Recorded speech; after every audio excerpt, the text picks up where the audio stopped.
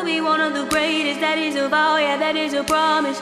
Always wanted to be famous, just being real, yeah, just being honest. My haters gon' always be nameless, give them no clout. But yeah, let me start over. If you want to, just go. Oh no, yeah, but now make it yeah, natural, shit. yeah. So yeah, now man, like, so yeah, on the football tip, like I just, it was too many injuries for me, bro. I was just in high school, you know what I'm saying, and I just knew, you know, based on what I was one of those people who, at a young age, I started doing research on stuff. You know what I'm saying? Like, it was obviously, the internet wasn't really just, it was around, but it wasn't just to the magnitude of what it is right now, you know. So, like, it, you know, I just, you know, you would see stuff about certain players, you know, like Earl Campbell. My pops used to tell me about Earl Campbell. He couldn't walk, really. You know what I'm saying? Because he, and I was just like, you know, I couldn't, I was like, nah, that ain't gonna be a life for me. It's crazy how the bodybuilders look now. Yeah. Yeah, especially ones when we grew up. Yeah. How they can't walk and in wheelchairs and stuff. Yeah. It's a gift and a curse to anything. Yeah, to whom much is given, much is required, you know. But, you know, again, like I said, you know, there wasn't gonna be a life for me. You know, I as much as I enjoyed the sport, and I still enjoy to watch it, you know, what's the integrity that's somewhat left in it, you know what I'm saying? But I just...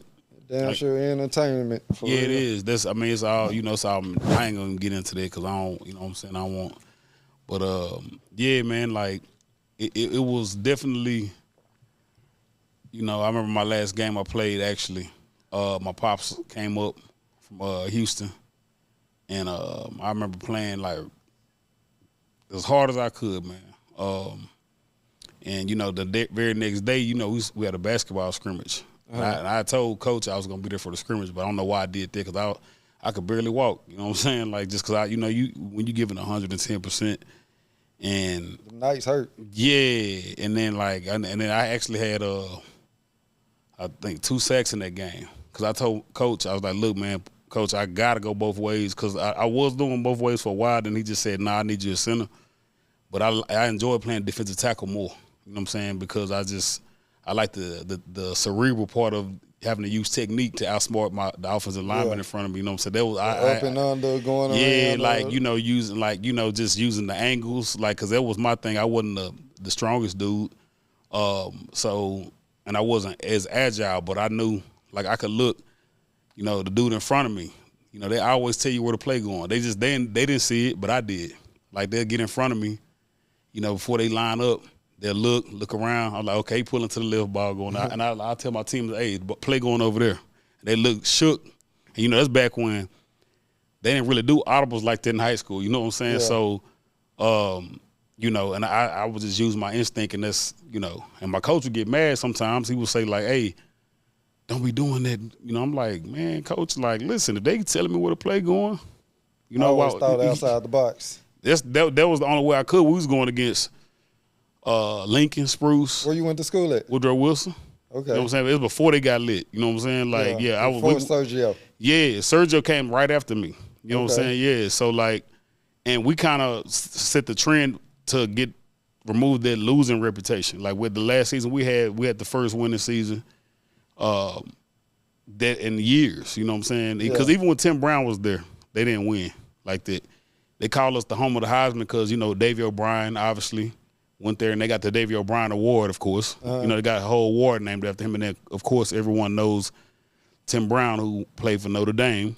Yeah. So, like, in the old school, old high school, they had a banner up that said home of the Heisman.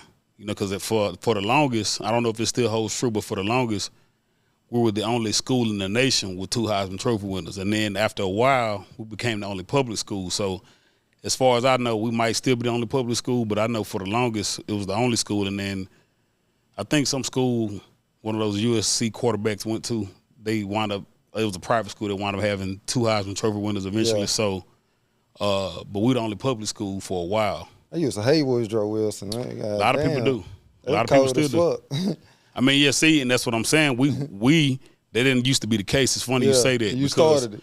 Like my class, we started there. Like my boy Cortland Hubbard, he was a quarterback. You know, he was running back. He'd go off on the running back position years before. And coach told me, he said, hey, look, we're bringing a new offensive coordinator in. You're going to be quarterback. And then he had never played quarterback. And I was saying, I'm like, so I got to teach him how to control the, you know. Yeah. And then we went to shotgun, which we never did. I never done shotgun before. That was a learning experience for me. So coach like, yeah, I just need you to focus on offense, man. I ain't gonna lie to you, man. I'm gonna keep it real with you. I was extremely angry about that. Yeah, like for defense real. Where it's at. Yeah, cause I just enjoyed. Too. Yeah, I just more of a thinking game. Yeah, you know, I enjoyed that. I enjoyed like being able to. Do you wish you would have voiced yourself a little bit more? Man, we did, but you know that's back when coaches used to hit you on the helmet and all that, bro. Like I'm just being real. It ain't like it is now. You know, I ain't gonna say it's soft, but you know, coaches used to get in your grill. Yeah. You know what I'm saying? They get in your grill, slap you on the helmet, give you punishment for doing something wrong. You know, like you know, it's kind of. I'm not gonna say it's soft. I'm not taking nothing away from nobody because they still do their thing. But it's certain things that you cannot do now because, you know, like I said, I went to Texas Tech. You know, I don't know if you remember that story. Craig James' son, you know, one who played for SMU, but his son played at Texas Tech, right? And he had a concussion, and they told him to go sit in the closet, a dark closet. Everybody was like, oh, they made a big uproar. Well, if you do your research, you're supposed to be, if you have concussion, that helps you. Being like, you know what I'm saying? Like it actually helps the situation, but it was such a big deal. They got Mike Leach fired.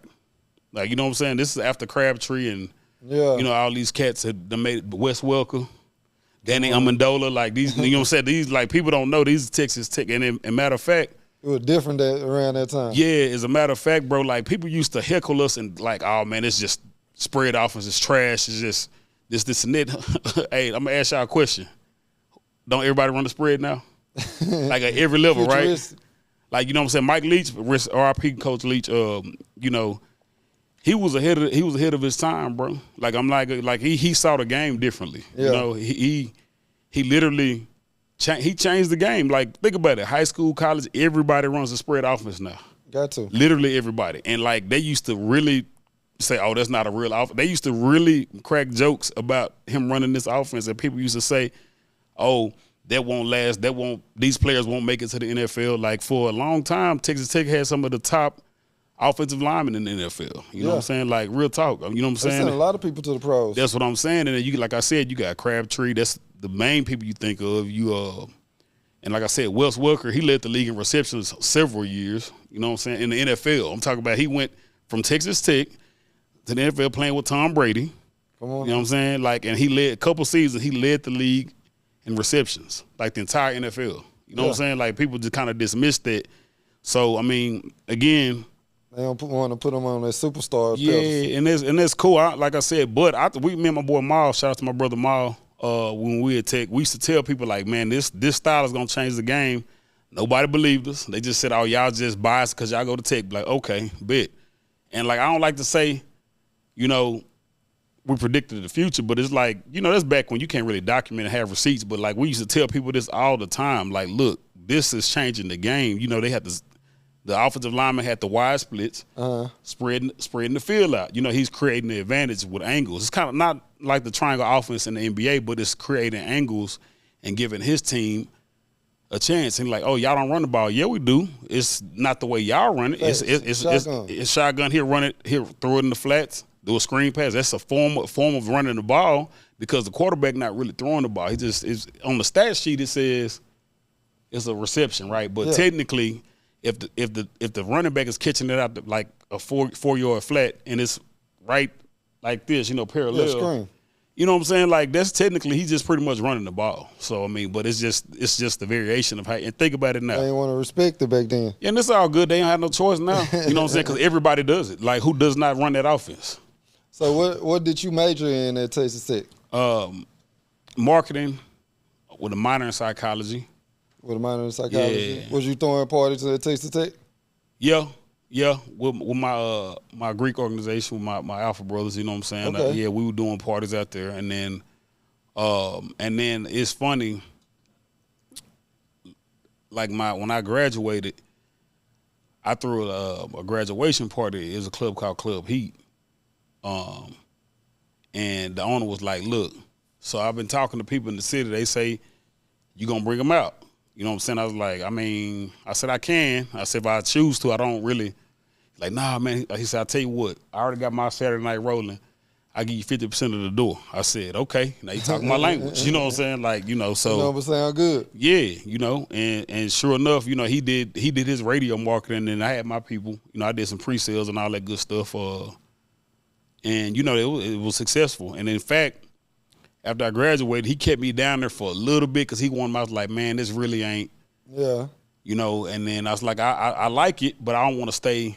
Now, that's where they can get you because the cost of living, and I love Lubbock, by the way. West Texas is, shout out, man, if you go out there now, it don't even look the same. I love West Texas. I went out there recently, out to that area, but not actually Lubbock, but West Texas, I was out there recently. I'll get into that a little bit later about why I was out there.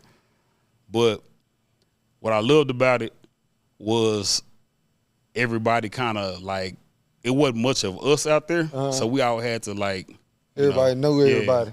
And I wound up, actually, I was president of the Black Student Association when I was out there as well. When I was out there at Tech. Yeah, some of this stuff, like it's a blur. It's a lot of stuff I've done in my life, man. I'm going to be honest with you. Sometimes you got to sit back and appreciate it, but yeah, man. Go ahead. Would you tell a young person that don't know what they want to do to go to college?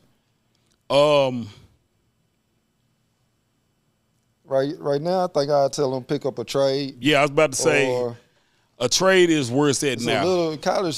See, the thing about college, you don't, to be honest, unless you're going to be an engineer, doctor, all that good stuff that's going to have a chosen vocation that's going to immediately get you established because each vocation is different. Well, if you choose a certain vocation that's going to have you jump off the porch and go do what you do, like being and even that is going to take a grind, but the thing is, if not, I would highly suggest getting a trade, and like for me, it paid off for me because I built a tremendous network. I can't even front that definitely, and you can't put a price tag on it.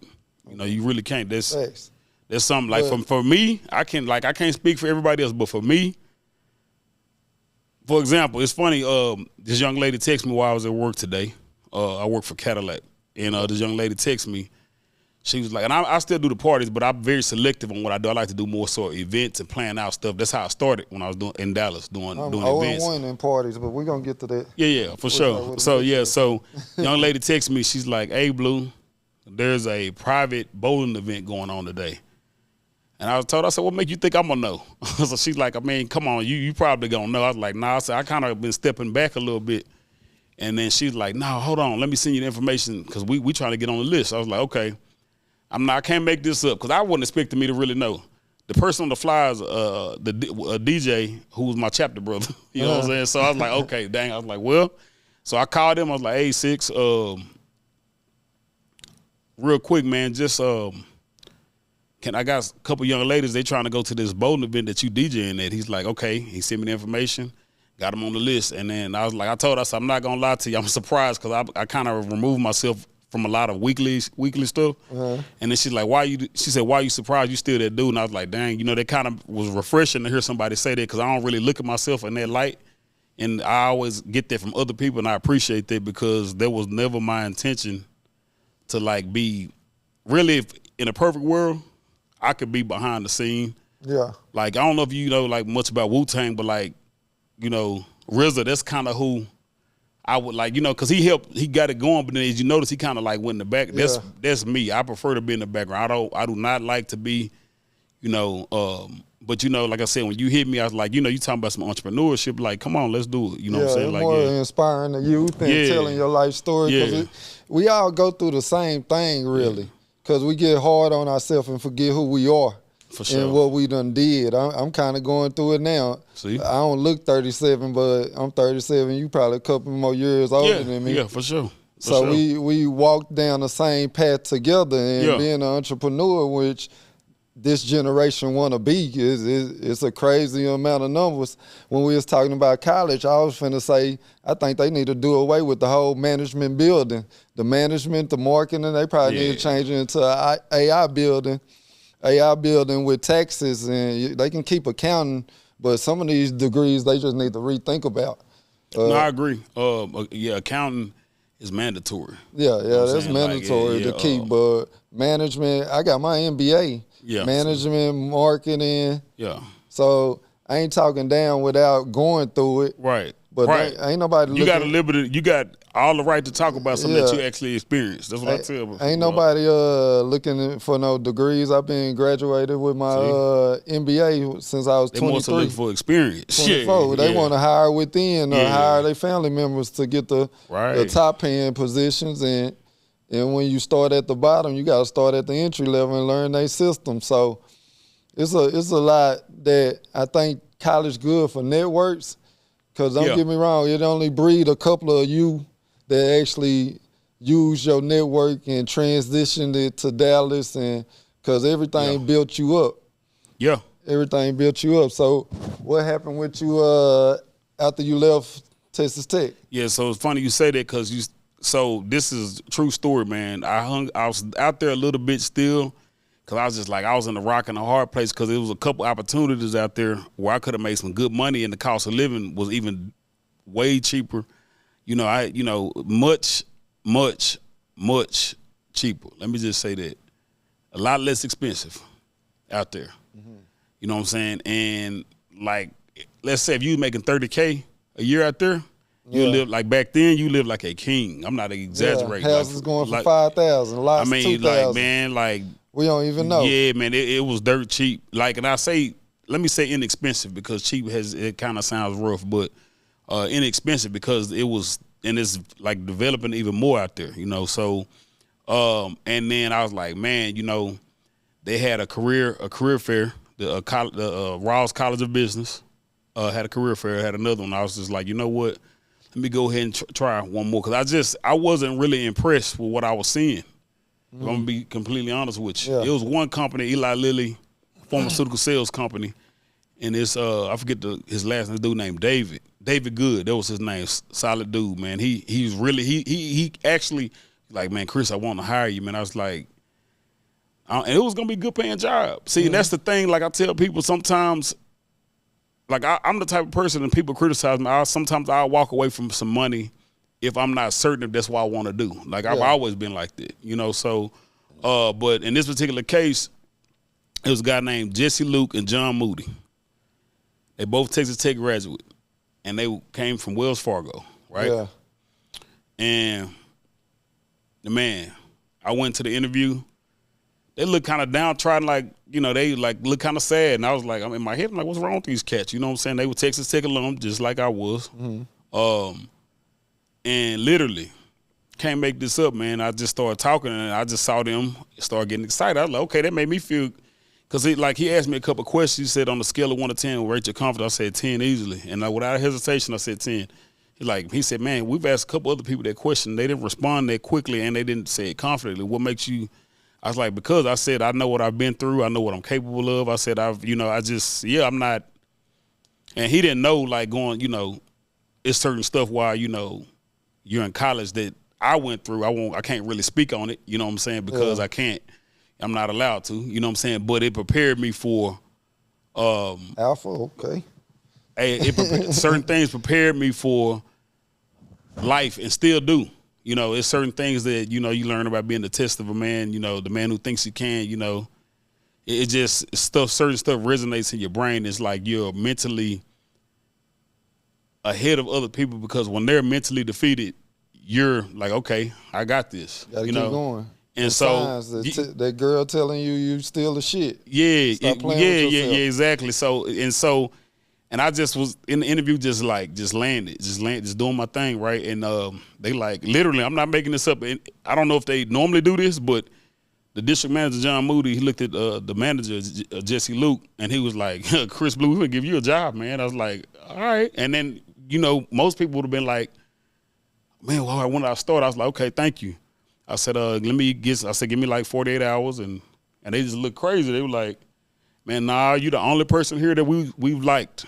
We're not letting you go that easy." I was like, well, I said, look, I gotta call my pops. Because anytime I made big decisions like that, I always call my father. You know what I'm saying? Like, and he said, well, son, you out there, you know, maybe it's time to come back this way, you know. And my pops is out there in Houston. The job was going to be in the Dallas area. Okay. And I was just like, okay, and it was another company, I think Northwestern Mutual, I think they offered me a job as well. And I didn't really want to do that, but the way my parents raised me was like, you know, weigh your options, you know, and see, in a lot of circumstances, a lot of people, they only taught how to weigh grams and kilos, you know what I'm saying? But, you know, I had the option. First thing. Exactly. And I had those options and I had these options, right? Shout out to your parents. You know what I'm saying? So, and that was just a blessing, bro. So, with that being said, you know, I just said, finally, I said, well, hey, mama, look like I'm coming home. I'm going to take this job with Wills. That made her, she was elated. You know, she was very happy about that because she was like, it's funny because my mom always be this tough, you know, try to be this tough Aquarius, you know what I'm saying? Not try to be, that's just who she is. You know, she's always very resilient, tough woman. And made her day. Huh? I said that made her day. Yeah, and like, it's funny because I get back to, I got to rewind real quick because, you know, my mom, you know, we always hugged and stuff, but she was like, okay, she be real quick with the hug. Like, it was funny because my mom was never really a super affection. We knew she loved us, you know what I'm saying, but she just didn't, like, do all the hugging and stuff. My mom the same way. Nothing wrong with that. So, I remember my freshman year when I was going to the dorm, you know, like when she was getting ready to leave to go back home, I was like, okay, I love you, Mom. And then she broke down crying. Like, it threw me off because I'd never seen that before. Like, as she walked, I was like, Mom, you good? She's like, no, you my baby. I'm going to miss you. I was like, I knew she was going to miss me, but it just hit differently because she never really moved like that. But so I kind of got that same energy when it was time for me to come back to Dallas when I took the job with Wells, you know. And so, yeah, she was very excited. My pops was happy because it's still not Houston. Yeah. Which I know he always want me to come out and move out there because that's where he was. But because, you know, my parents divorced when I was 5. Okay. But like moved straight to Houston after? Who, me? No, your pops. Oh, yeah. Well, yeah, he's originally from Galveston. And then, like, when him and my mom met at East Tech, back then it was called East Texas State University, it's A&M Commerce now. Okay. Right? And actually my pops, he wound up going to transferring to Prairie View. And then, like, him and my mom, they got married, had my sister, and then they had me. And my pops, he played Sigma actually at Prairie View. And so, you know, he kind of joked with me when I made my decision or whatever. Both of y'all made the wrong decision. Hey, man, it's all love. I love the Divine 9, man. That's all love. You know what I'm saying? Like, that's a whole nother conversation. Yeah, for sure. Most definitely, man. Most definitely. And my mom actually plays AKA. And whole Greek family. Yeah. And then my mom's sister, my aunt, matter of fact, boy, my aunt, she AK as well, but like she doing big stuff. She's like president of, I think, Xi Omega right now. I think that's the chapter. Don't quote me. Y'all please don't give me no flack about that, but I'm pretty sure that's the chapter. And my aunt, what she did was she worked her way up through that, and she's tough in the organization now. But anyway, when I came back to Dallas, everybody's pretty happy because I didn't realize that everybody missed me like that. To be honest with y'all, like I knew they did, but they would like made me feel I was very welcome when I came back home. You know, that was a good feeling. So, and then so I got the job with Wills. The guy Jesse Luke, the manager, he was out there in Plano. So originally I was supposed to work with him, but a guy named Kurt Meyer, who I still talk to this day, man, that's my dude right there. He actually said, hey, man, I need somebody strong out here in Louisville, at the Louisville location. It was Wells Fargo Financial. And I made manager a year and 7 months. I didn't expect that to happen. You know, I was just like, let me try this out. And I got employee of the month for the district, like I think 8 months in. So you're around about 23, 24 at this time. When did you start promoting Dallas? Okay, so check this out. So you remember that back, I don't know if you remember that song by Jay-Z and Nas. Was Nas' song featuring Jay-Z, Black Republican, back in the day? Yeah. Okay, so him and Jay-Z had that song.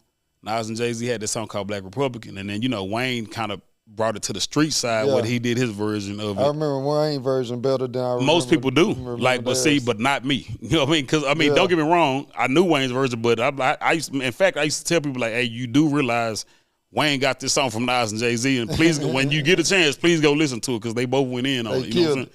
Yeah, for sure. Yeah, and not saying Wayne didn't, but yeah, the original's for sure gonna be. Well, Wayne was killing anything. He was biased back then. He was, but like just being real, that Nas and Jay-Z Black Republican was, that's a fire track. You know what I'm saying? The hook, everything. But so I had a group of homies that they had their little group called Black Repubs. You know what I'm saying?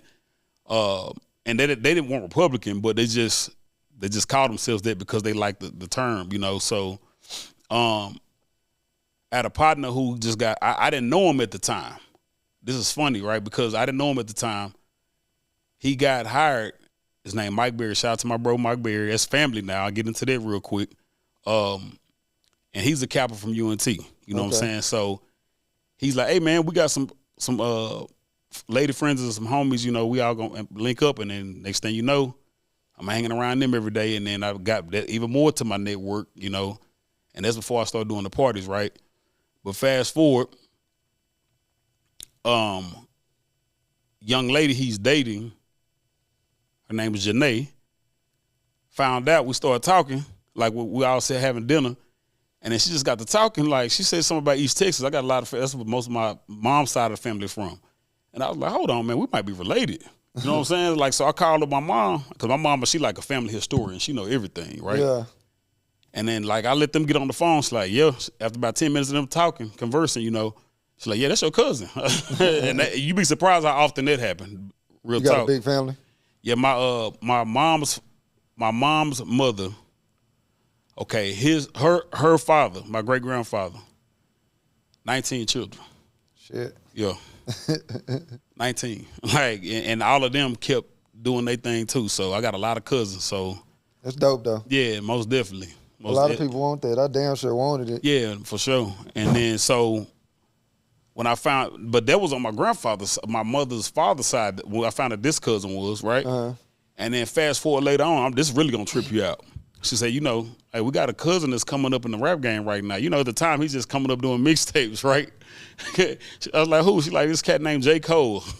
No cap. I'm not making this up, bro. Like, literally. I'm not just saying this for clout either. You know what I'm saying? What's this, about 12? This, like, if I showed you a picture, man, like, I can show you. Now, this is when, wait. This is probably the one where he had, what's the name of that? Not the first, what's that mixtape he had where, I forget the name of it, bro. Like, this is sad, but because you know time goes by so fast. It's a blur. It's a blur. Yeah, the mixtape that had where he rapped over that "I Really Mean It" beat. Yeah.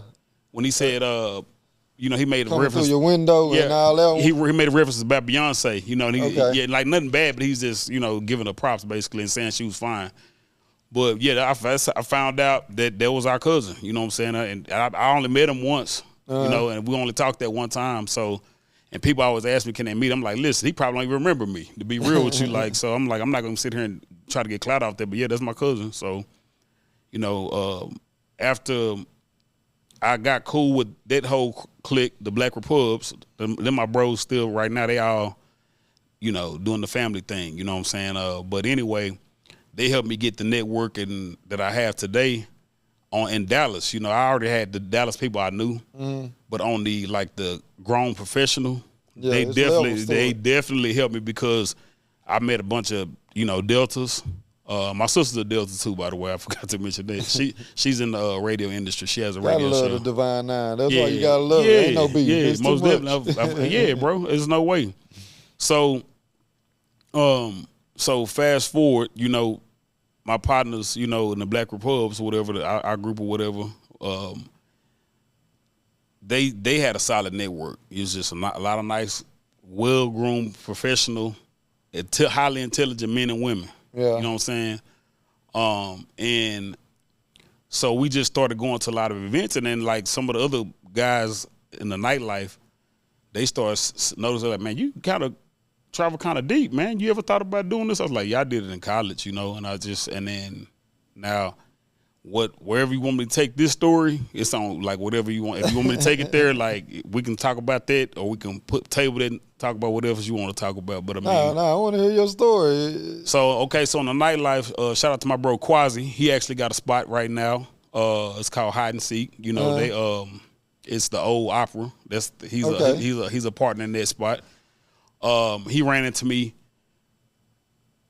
I was in Houston, I think maybe I happened to go down there for Thanksgiving. Normally I go for Christmas. I think I ran into him for Thanksgiving actually. And I actually went down there for Thanksgiving this particular year. And I'm not making this up, bro. Like he been doing this thing. He's an alpha as well, Zeta Chi, UTA.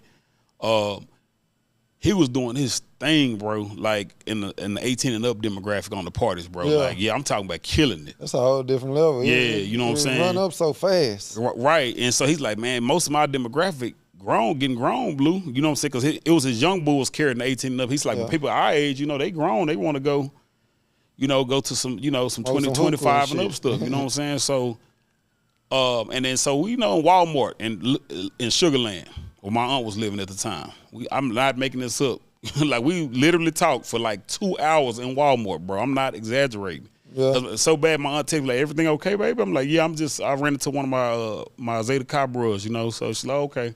And she understands because she's a Delta. She plays at U of H, Yeah, a lot to talk about. Yeah, you know what I'm saying? So, with all that going on, and he's like, man, I'm trying to get into the 21 and up scene. And it's really him trying to convince me. I was like, man, I did that in Lubbock, bro. I was like, he's like, nah, bro. He said, I seen how you move out here. You can do it. I was like, nah, bro, I don't really want to. Because then you got to remember, I don't really like to be, social. I mean, like I said, I prefer not to be, you know what I'm saying? But it's just something I just happen to be a gregarious person, you know what I'm saying? So I just like, okay, cool, whatever.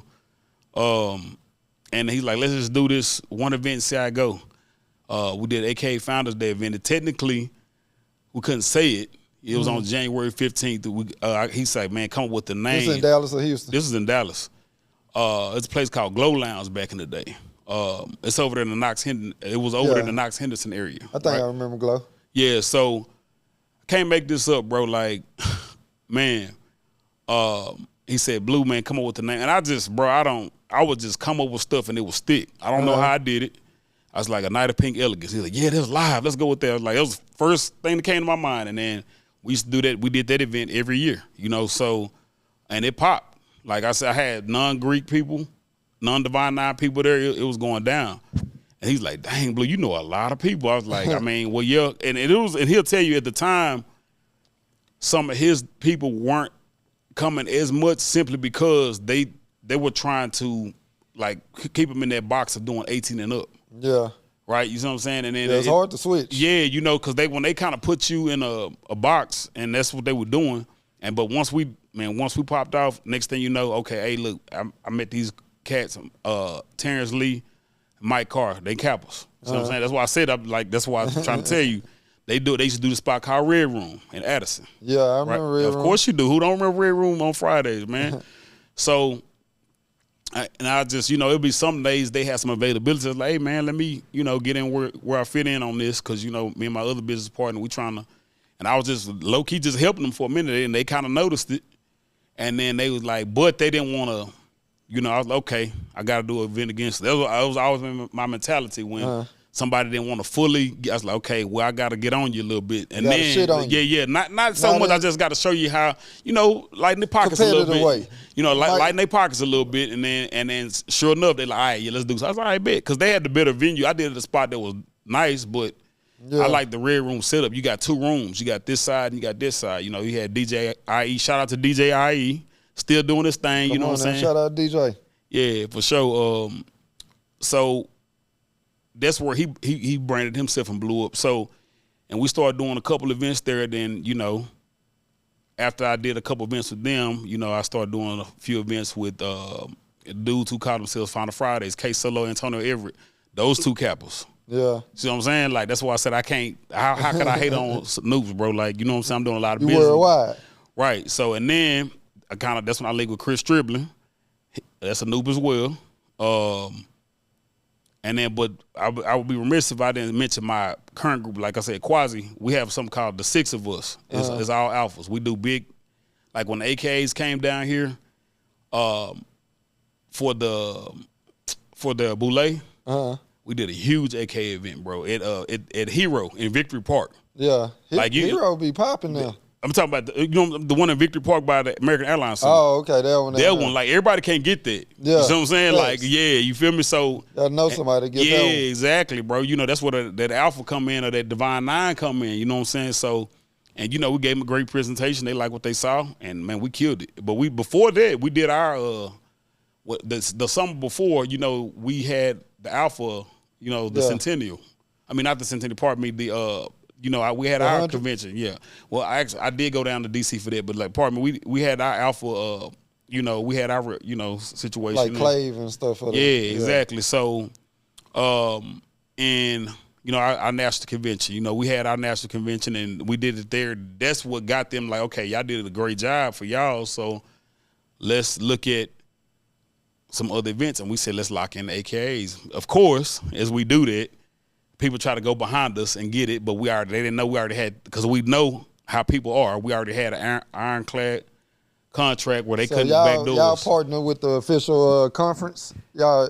I mean, well, I put it like this. We didn't say as long as you don't ever say the organization, there's good. Yeah, you good.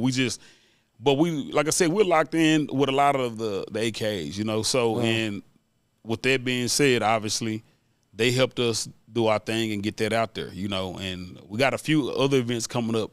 Probably I can't speak on that, but the Six of Us, we did some more stuff this year. We always do something for Founders Day, and then shout out to my bros with Mogul Marketing, Orlando and Delano. Okay. You know, my name is Blue the Mogul. It actually, they started the company after. Like I had my name Blue the Mogul, but they had and so it kind of went hand in hand. Yeah. So I was like, you know what, let's go ahead and, you know, they asked me to be a part of it. I was like, let's do it, you know. So, but that's as far as the nightlife, man. I can get into a lot of celebrity events I've done. I ain't even front with you. What age did you bring your first celebrity? What was that? 25? Wait, 20. Let's see. I did Vivica Fox Red Dress Affair. That was in. What was your method? That was May. I think May 10th, 2010. See, that's another thing with me. I was always cold with the dates. I always remember stuff. What was your method of reaching out to them? I'm so glad you asked me that about Vivica Fox, because at the time it was a guy named Kerry Nelson who he owns. He's part owner of him and Bird out there at Goodfellas. They part owners, collaborative owners of the Adore out there. But they've been doing parties for years. And stuff. Yeah, been doing parties for years, right? So Kerry had the plug on Vivica. He sold us, and you know him and Quasi knew each other from UTA. Kerry, my cousin, I spilled the beans. They knew each other from UTA. He played baseball there, so I wound up seeing Kerry. So since I already spilled the beans, I wound up seeing Kerry at a family reunion, like right after my mom passed in 2018. I just happened to see him. He had on the green shirt, like we all did. Like we had on the green family reunion shirt. I'm like, dude, what you doing with this shirt on? He said, what you doing? And then turns out my grandmother and his grandfather, brother and sister. Crazy world. Yeah, so but at the time we didn't know. We had done a lot of events. We done events in Houston together. We had done so many events together and didn't know we was cousins.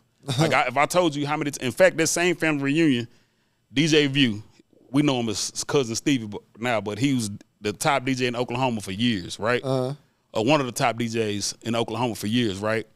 And I've been doing Texas OU parties with him for years. Same family reunion.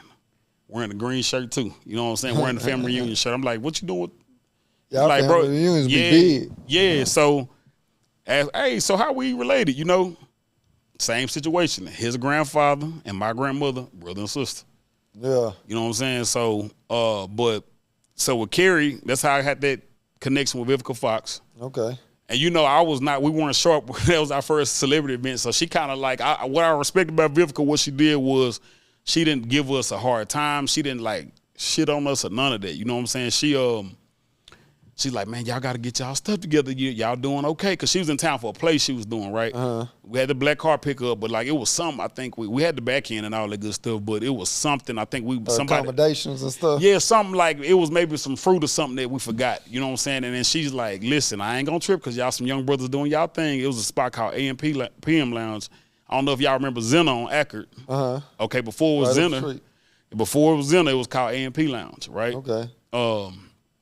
So yeah, we did it there, and that popped off, you know. And then next thing you know, now I'm starting to get like I was already getting a little buzz. But okay, now Blue, you doing me and Quasi, we doing celebrity events, right?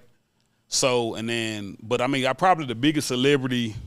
I'll let y'all be the judge. I did Lauren London. I was a picture of me and Lauren London that made TMZ. It's funny.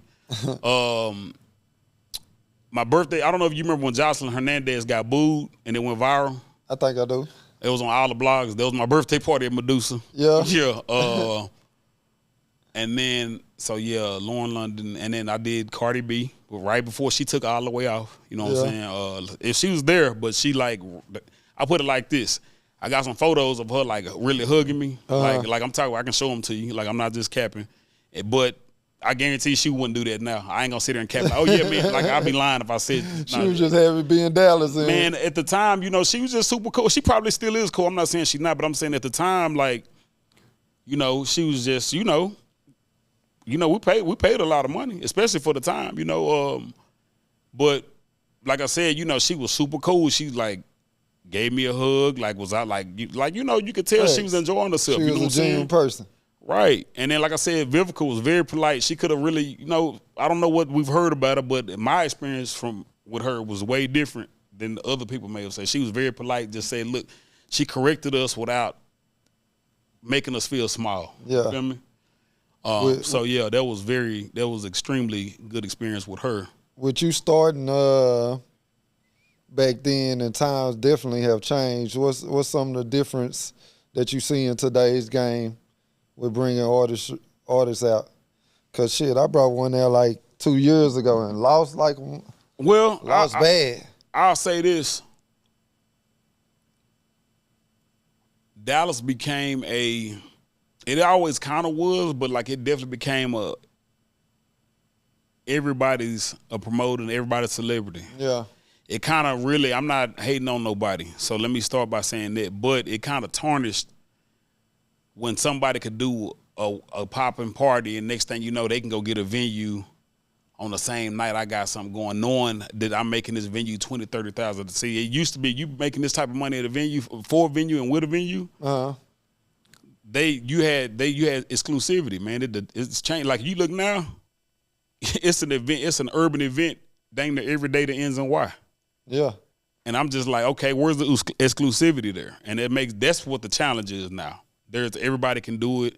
Anybody, like people can just go sell them a dream. But don't get me wrong, there's a lot of companies doing I don't want to say any names because I know I'll leave somebody out. There's so many companies doing their thing. Yeah. And if I don't say somebody's name, they'll be like, oh, Blue was hating on me because he didn't say. Because I can tell you, I mean, there's so many popping promotion companies, man, they doing their thing out here, and I'm proud of it. Frisco, a whole different market. It's like everybody that move out to Texas, Dallas, that move to Frisco, they don't even come to Dallas, and Dallas don't even like going to Frisco. It's so funny you said that because I went out there recently. I was like, because I remember there was a time I used to be scared to drive in Frisco because I'd be like me and one other cop on the road. You 90% of Dallas. That's why we don't go out there. Yeah, but now I'm like, it's traffic. You can't, man. Hey, listen.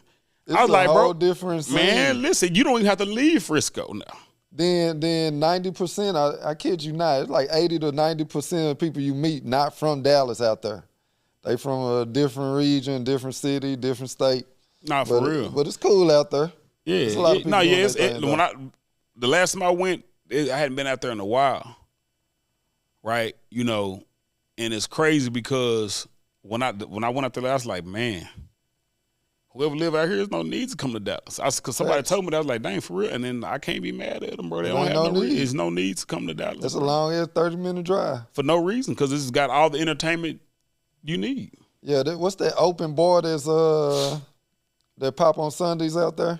Man, see?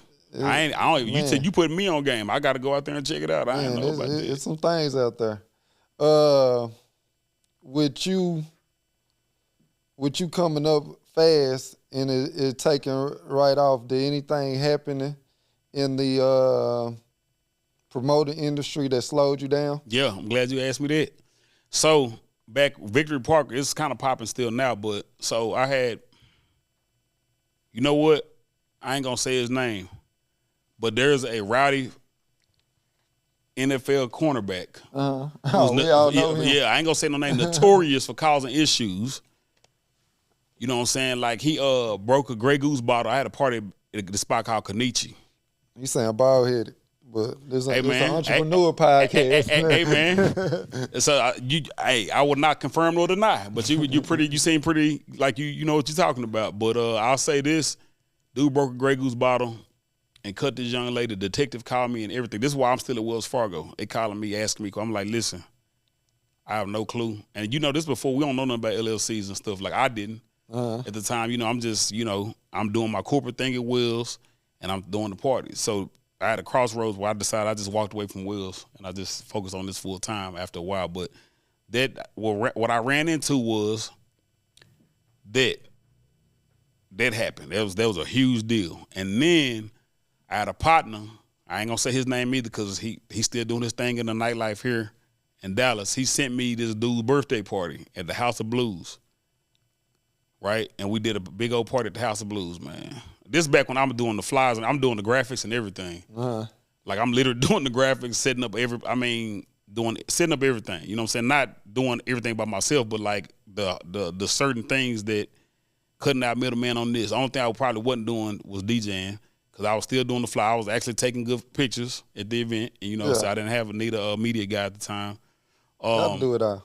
At the time, that's what I was doing. So, and we did my boy Big Mike. Shout out to my boy Big Mike McDonald. You know what I'm saying? We did his birthday party at House of Blues. And I came with the name. It was a party I called Maturation. And they would have, you know, I'll do it like a theme probably once every month or two.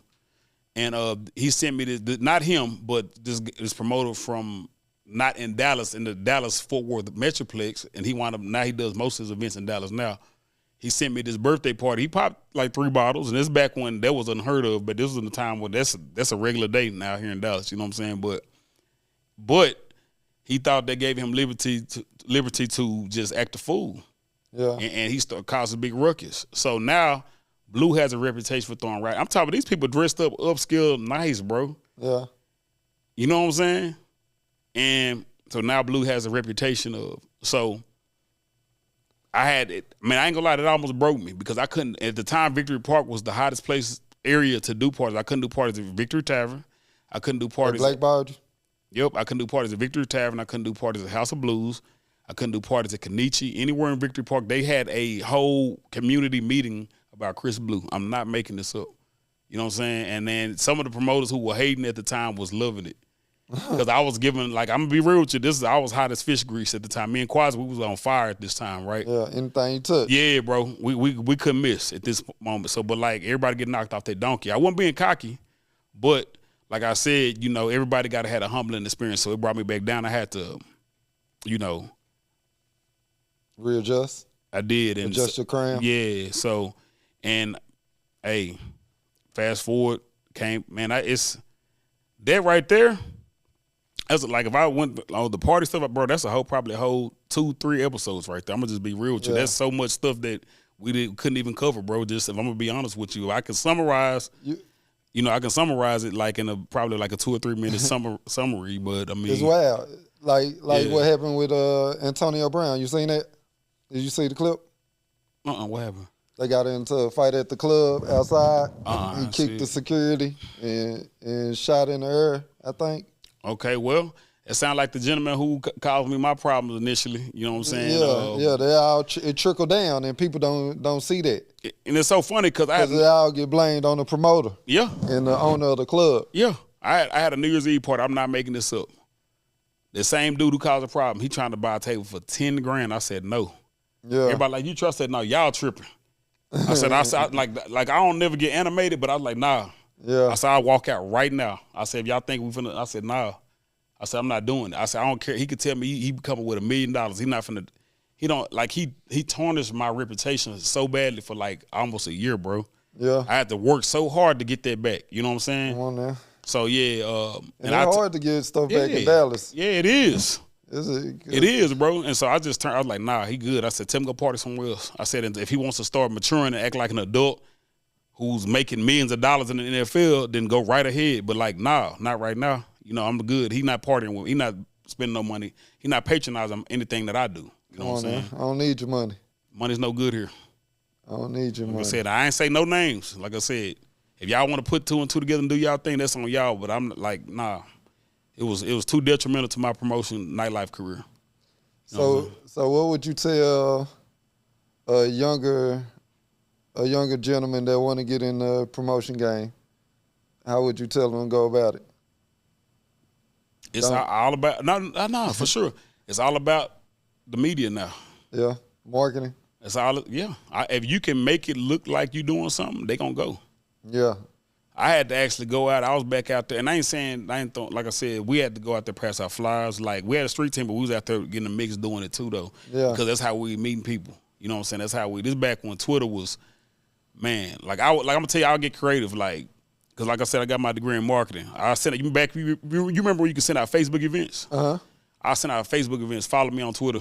Like, and literally that was what the name of the event was. And then, boy, I got like 2,000 followers just doing it. Oh, you'll change your name to the I said the name of the event was follow my and my boy like Quasi like, dang, bro, I ain't gonna lie, I was like, man, I ain't gonna lie, marketing is just my thing, bro. Like I can come up with different ways to, you make a Facebook status go viral, do certain stuff, and and next thing you know, oh boom, I put this piece of information in there, drop these flyers, and it's just and the yeah, bro. Like, your presence on social media now?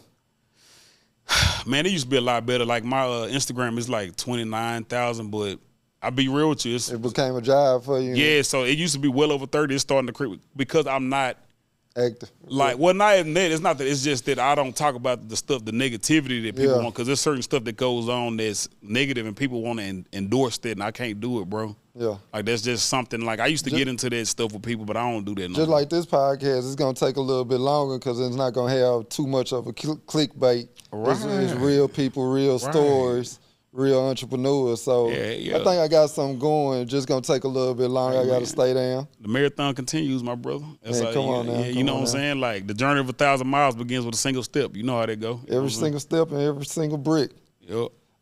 Somebody told me to ask you about the red pill and the blue pill.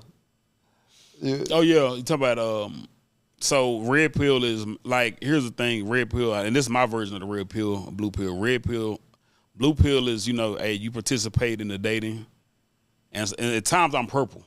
Most of the time I can be purple, but I'm probably more so red now. But it's 3 pills or 2? Well, see, that's the thing. Well, you got to say red and blue make what? Purple. I mean, you participate with both, right? So red pill, I'm more so. I always typically more so. I say I'm usually 70% red, 5% purple, and then 25% blue. You know what I'm saying? Because I have my moments where I do participate in the relationship realm, but I just mostly do not, because unfortunately, like, and I can say this because I've given all type of women an opportunity. You know what I'm saying? I've women who been older, younger, like women who may not. Some people would say, "Oh, she's too skinny or she's too big." Like, I don't discriminate. Yeah, you know what I'm saying? Because I live by the motto what Pusha T said. I never met a chick who didn't need a little guidance. So I dismiss her past until she disappoints your highness. And that's real. Like, I don't care about that. Like, whatever and the people call me, "Oh, you crazy." I'm like, bro. I say, okay, so look, I don't like to get into religion stuff, but like, if a certain person can walk around with someone who was considered, back in certain times, considered a prostitute and not judge them, why would I be able to judge them? You know what I'm saying? Like, I'm not, that doesn't mean that I would marry them, or, I'm not saying I would or wouldn't, but I'm just saying it doesn't mean that, but I'm not going to judge somebody just because they chose a different walk of life before they met me. You know what I'm saying? Like, you feel me? Saying you can't change. You can't look in the mirror and change. Yeah, like, every saint has a past, every sinner has a future. You know what I'm saying? Like, that's just the truth, And but as far as the red pill, like, a woman has to do certain things before I take her seriously. Yeah. Like, it was a young lady I was just talking to. We don't even talk no. That's my point. You know what I'm saying? Like, literally, she bought us tickets to the Stars game this past weekend. We don't even talk no more. And it's not because I'm just like this a-hole, but it's just like when I see certain behavior, you know, as a man, I practice stoicism, stoic. That's what I practice now. Okay. I don't know if y'all know what that is. What that is, fellas, you only focus on what you can control. Like outside thoughts don't matter. Like a woman yelling, barking at you, okay, cool, whatever. Like, you know, and it's not dismissing her thoughts, but it's just like her provoking you or trying to say certain things. Okay, she can't provoke you. Yeah. You know what I'm saying? Just like, you know, I don't like to get into religion, but just like God told Adam, you don't bite the apple. See, everybody always talk about the Eve situation, right? Eve, okay, let her bite it. Adam, I told you not to bite the apple. Yeah. That go over a lot of people's head. Yeah, they were just giving a sermon about that this past Saturday. God told Adam not to bite the apple. Like, he gave him specific instructions, right? Yeah. But you gonna listen to somebody who I took from you, from your rib? Yeah. Stay with me now. You know what I'm saying? Like, that's what. And so, men, we got to take accountability on our end. Gotta look in the mirror. Yeah, it's like so you're not a man because you let her convince you to do something I told you not to do. Yeah. You just let that marinate for a second. You feel me? So, but yeah, I practice the stoic male when it comes to the red pill, blue pill. I can only control what I can control. If a woman wants to try to provoke me or try to say things to test me, you got to understand as a man that women, they're supposed to test you. In fact, if she tests you, that means if she tests you, that means she likes you because she's trying to qualify you. She's like, I'm trying to see if this dude's the real deal, if he's a fraud. Facts. So that's the red pill, blue pill, you know. The blue pill is a guy who's 100% on board relationships, going to listen to the woman and do everything she says. Yeah, I'm 90% red, 2% blue. Yeah, that's live. That's live. What you got up new? You got anything coming up? Man, I would love to tell you about it, but I can't right now because it ain't still in fruition. I ain't put it into fruition yet. Pardon me. It's there, but I just, you know, I've put the seeds and I watered it, but now it just got to come to fruition. You know what I'm saying? But yeah, I know we gotta get out of here, but man, it's been a pleasure, man. Man, I appreciate you telling your story to help the next generation. Man, I hope I did because I feel like I was all over the place. You know? This is what that podcast was meant for.